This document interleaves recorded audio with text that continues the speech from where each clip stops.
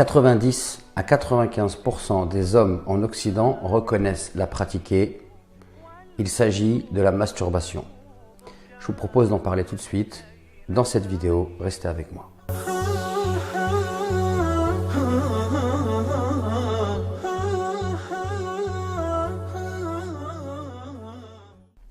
La masturbation est une question qui a été évoquée par les juristes. Le premier avis qu'on va voir très rapidement, c'est l'avis de la majorité des savants musulmans et ils proclament l'interdiction de la masturbation. Alors, il n'y a pas de texte dans le Coran qui évoque clairement la masturbation, donc ce n'est pas une interdiction qui repose sur un texte clair qui ne laisserait pas la place à la divergence, mais c'est l'interprétation de versets. Donc on sait que les malikites l'interdisent clairement, on sait aussi que les shafi'ites l'interdisent également. D'ailleurs, l'imam Shafi'i lui-même en personne, dans son Kitab al-Umm, aborde la question. Alors, l'argumentation de la majorité, c'est de dire que l'islam, à travers les versets coraniques, montre clairement que la jouissance sexuelle est quelque chose de noble à partir du moment où elle s'exprime dans le cadre du mariage. Et toute personne qui va chercher à assouvir son désir hors cadre de ce mariage, eh bien, il commet l'illicite. Ensuite, on a un autre avis, d'accord? C'est l'avis notamment de certains Hanbalites et c'est l'avis également de certains Hanafites qui vont considérer que lorsqu'il y a une nécessité, c'est-à-dire par exemple un désir trop fort, une tension, etc., alors à ce moment-là, il est préférable de se masturber pour faire sortir le sperme, car il n'est pas bon que cette tension reste dans le corps de la personne. Donc deux avis quand même. On peut voir que l'imam Ibn Hazm, dans son célèbre ouvrage Al-Muhalla bil-Athar, nous rapporte certains propos. Par exemple, Ibn Abbas, on lui a posé la question, c'est un jeune qui lui dit « Je m'amuse avec mon pénis jusqu'à éjaculation ». Et Ibn Abbas aurait répondu « Ouf !» répondit-il, le mariage de notre communauté est meilleur, mais ceci est mieux que la fornication. Donc c'était un jeune qui en fait dit à Ibn Abbas qu'il se masturbe et Ibn Abbas lui dit que le mariage est meilleur, mais si ça le préserve de la fornication, alors il est mieux de se masturber.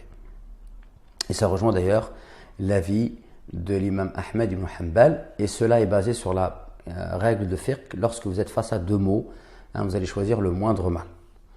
Ensuite, il est dit également que certains comme Hassel l'ont permise, comme Amr ibn Dinar, comme également Mujahid et d'autres salafs dirent à son propos qu'il la pratiquait lors des guerres, puisqu'on sait très bien que lors de la guerre, les gens pouvaient rester assez longtemps sans voir leurs épouses. Donc également, Mujahid dit « Elle fut recommandée par ceux qui nous précédèrent afin de préserver la chasteté des jeunes. » Donc, par rapport à ce qu'on vient de dire, on voit qu'il y a plusieurs avis. Alors, c'est vrai que souvent, quand il y a plusieurs avis, on a tendance à vouloir prendre un avis et à rejeter l'autre. Je ne pense pas que c'est forcément une bonne démarche. Moi, je pense que les deux avis, ils ont un intérêt. Le premier avis de l'interdiction vient nous rappeler quelque chose d'essentiel. C'est que la sexualité et le désir sexuel a vocation à s'exprimer dans le cadre du mariage. Et on sait très bien que parmi les fléaux de la masturbation, c'est qu'il y a des hommes, par exemple, qui ne vont pas se marier jusqu'à un certain âge et ils ont pris l'habitude, finalement, d'assouvir leur désir sexuel par la masturbation. Ils ne ressentent plus le besoin, par exemple, du mariage ou alors ils le retardent très longuement. On voit aussi également qu'il y a une masturbation addictive, c'est-à-dire que les gens sont addicts. D'accord, ils sont accros à la masturbation. On peut y associer aussi parfois le fléau de la pornographie. Ils vont prendre l'habitude de se masturber devant des vidéos pornographiques. Et là, il n'y a aucun doute que c'est un fléau. Et c'est d'ailleurs une masturbation addictive qui peut même parfois causer du tort à la personne puisqu'il va avoir le sexe irrité et ça lui fait mal, mais il ne peut pas s'empêcher. Et ça, par exemple, c'est un des signes qu'il y a une addiction à la masturbation, à la pornographie. C'est une évidence que en plus d'être illicite, c'est une maladie et donc il faut essayer de se soigner pour se sortir de ce piège. Néanmoins, on peut voir que le prophète, lorsque la personne ne peut pas se marier, il lui a donné un certain nombre de recommandations. Par exemple, de baisser le regard.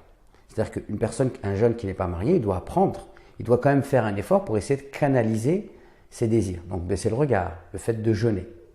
Mais on sait aussi que parfois c'est hormonal. Imaginons par exemple quelqu'un qui va se marier à 30 ans. Aujourd'hui, quelqu'un qui se marie à 30 ans, ce n'est pas forcément quelque chose de choquant. Donc il va être pubère à 12 ans. Donc de 12 ans à 30 ans, est-ce qu'on peut imaginer sincèrement qu'une personne, elle va canaliser son désir et qu'il n'y ait pas des gens pour qui ce soit difficile? Je pense qu'il y a certains cas où la masturbation est un moindre mal, puisqu'elle va lui permettre de canaliser eh bien, ses pulsions.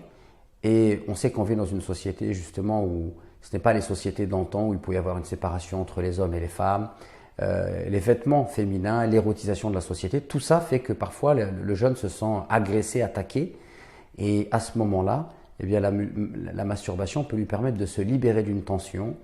Et ce n'est pas une masturbation qui est addictive, mais c'est une masturbation qu'il va utiliser avec parcimonie lorsque le désir se fait ressentir très fort. Mais à côté de ça, eh bien, il continue à prier, il continue à jeûner, il continue à baisser le regard. Et donc, quelque part, ça s'inscrit dans quelque chose qui va lui permettre d'équilibrer sa vie. Donc voilà ce qu'on peut dire par rapport à la masturbation, mais on rappelle quand même, tout de même, qu'il est à mon sens très important de rappeler que l'être humain doit apprendre à maîtriser son âme et à maîtriser ses désirs. Mais maîtriser ses désirs, ce n'est pas... D'ailleurs, il y a cette parabole que j'aime beaucoup, on dit en fait, c'est comme son âme, c'est comme avec un oiseau en fait. Si vous serrez trop fort l'oiseau, vous allez l'étouffer, mais si vous ne le serrez pas assez, il va s'envoler. Donc il faut trouver, d'accord, il faut trouver la bonne pression. Et c'est un peu comme ça qu'il faut se comporter avec son âme. Il ne faut pas la laisser trop libre, mais il ne faut pas non plus trop la brider, puisque tôt ou tard, il y aura un retour de manivelle. Voilà, j'espère que cette vidéo vous sera utile, Inch'Allah. N'hésitez pas à me laisser en commentaire vos remarques, vos réflexions, vos critiques constructives. Également, n'hésitez pas à vous abonner et surtout à liker la vidéo si vous aimez cette vidéo et à la partager autour de vous. Au plaisir de vous retrouver.